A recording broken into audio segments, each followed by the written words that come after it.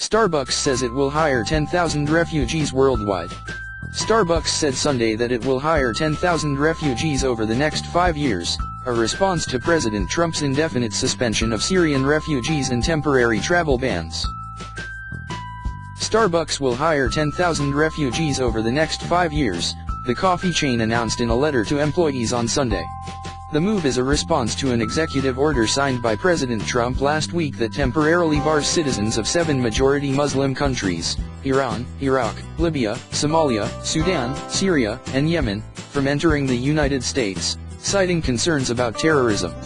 The White House has also indefinitely blocked Syrian refugees from entering the United States, and has suspended all other refugee admissions for 120 days. In announcing the hire of thousands of refugees worldwide, along with several other measures aimed at countering change under the Trump administration, Starbucks joins a number of corporations that are taking a stand against the immigration ban amid protests in airports and cities around the world.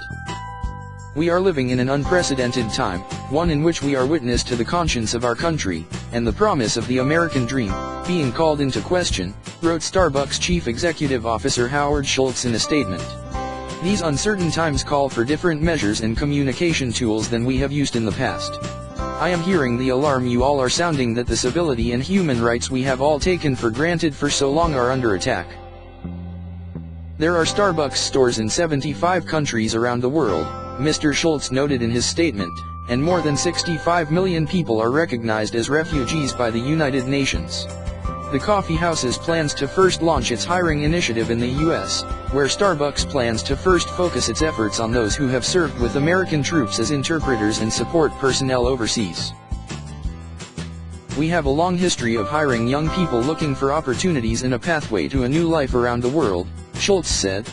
"This is why we are doubling down on this commitment by working with our equity market employees as well as joint venture and licensed market partners in a concerted effort to welcome and seek opportunities for those fleeing war, violence, persecution, and discrimination." The announcement, while lauded by opponents of the immigration ban, was not welcomed by all Starbucks customers. Some took to social media to express their disapproval of the move under the hashtag #BoycottStarbucks, with many arguing that the jobs in the U.S. should go to American citizens and veterans rather than refugees. Starbucks does have a program in place to support veterans and their families and has hired 8,000 veterans and military spouses since 2014, as Business Insider reports. One commenter wrote that he felt it was inappropriate for Schultz to push his political agenda through our coffee and down our throats.